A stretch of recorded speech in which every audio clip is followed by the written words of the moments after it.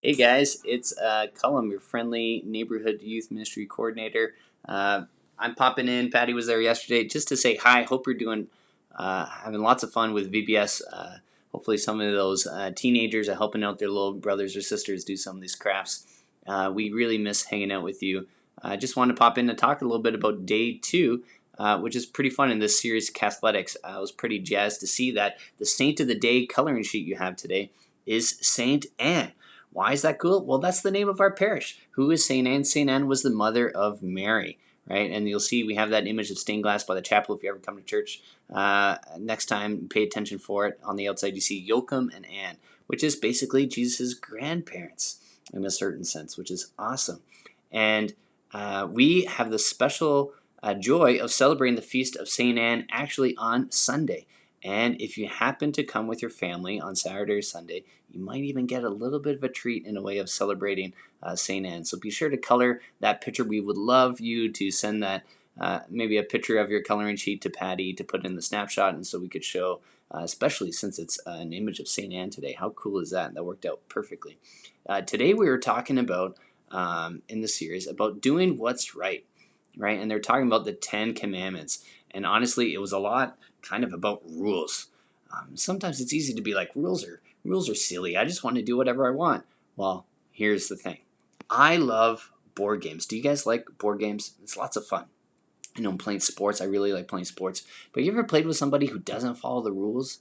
And you're kind of like, man, it's not fun, right? You got to play the game properly to have fun. If we all just did our own thing, it often turns into chaos. Or when I was a young guy, I played this board game, Risk, and I would get really upset if someone didn't do something right. I would flip the board game, I'd run away. Well, that's no fun for me, and it's no fun for my brothers and sisters and my friends who are trying to play with me.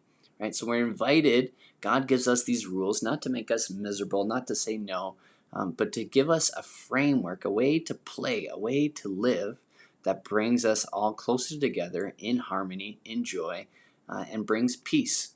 And so, as you're going through and making your little bookmark for today, it was on the 10 Commandments.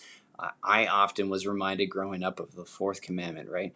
To love and honor and obey our parents. That can sometimes be hard because sometimes they're the ones that give us a lot of the rules.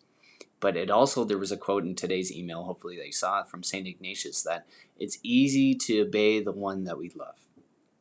And so I'm going to invite you that the next time somebody gives you a rule or says you can't do that or do this, try to remember who they are, and remember that you're loved and you're willed and you're necessary. And sometimes if it seems like a no, it's often to either protect or to guide you into a way of life that is better, right? They're kind of our guidelines, right? To help us live a life that is joyful, is peaceful, and is holy. So it's not just a bunch of rules of what to do and what not to do, right? But we choose to do the right thing because it is what brings God's peace and love into the world. And so that was also the virtue of today, was prudence, right? Is knowing what is the right thing to do in a certain occasion and time. And sometimes it's a bit more complicated than just doing what's right, as in maybe sharing my food versus punching my friend in the face. Okay, it's pretty obvious one's the right thing, one's the wrong thing. The virtue of prudence could also be, Lord, help me to know what's the best thing to do. Because sometimes we're presented a lot of options, right? Sometimes is not just to literally do maybe what my mom or dad has asked me to do, to take my dishes to the sink when she tells me to, and say, okay, Mom, I'll do that. Maybe the better thing to do is to say, I'm going to clean the table before I'm asked to do it. Right? Is that the more loving act? And the virtue of prudence can help us to kind of guide our way through. My little shout out is, I was pretty old before I really started to understand the virtue of prudence, and it came from a good friend of mine named Freddie Padilla Baca. He was a youth ministry coordinator, kind of like myself. And he said, Colm, you need prudence. You got to rely on prudence. You got to ask God and His Spirit to guide you, to help you make good decisions, because good decisions lead to good habits, and good habits leads to a good life. So I pray that the virtue of prudence can grow in your life. I pray that you can see that the rules are meant to bring you into a life of joy, not a life of no's, but to live in the joy and the peace that God wants for you. So do the right thing. You'll never regret it. See you later, friends.